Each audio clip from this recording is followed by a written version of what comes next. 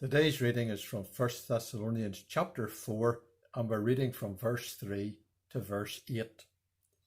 For this is the will of God, even your sanctification, that ye should abstain from fornication, that every one of you should know how to possess his vessel in sanctification and honour, not in the lust of concupiscence, even as the Gentiles which know not God, that no man go beyond and defraud his brother in any matter, because that the Lord is the avenger of all such, as we also have forewarned you and testified. For God hath not called us unto uncleanness, but unto holiness. He therefore that despiseth not man, but God, who hath also given unto us his Holy Spirit. Whenever there's a difficult or sensitive subject that has to be dealt with, we have a habit of coming at it in a fairly obtuse or convoluted way.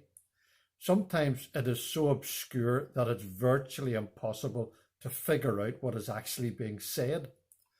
We call it beating about the bush, discussing a matter without actually getting to the point. In contrast, and to use another well-known expression, Paul calls a spade a spade.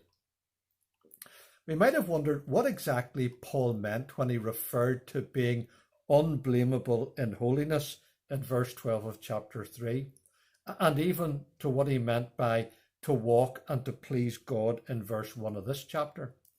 In these verses, we might even wonder what is meant by your sanctification, verse 3.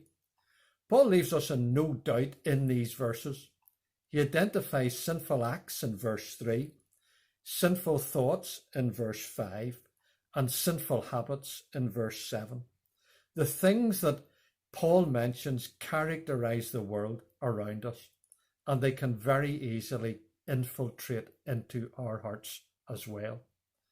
Paul needs to reinforce these things because they are a real danger and we are vulnerable.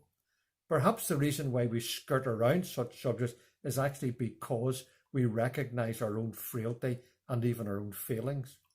To recognize our weakness, of course, is not a fault, because Paul warns elsewhere, 1 Corinthians 10, let him that thinketh he standeth take heed lest he fall. James wrote it in a more general sense, in many things we offend all, James 3, or as the NET renders it, we all stumble in many ways. Our failings are more than we would like to admit, at least mine are. But that's why the subject of sanctification is so important. The word is related to the word for holiness, and it's actually used 3 times in these verses.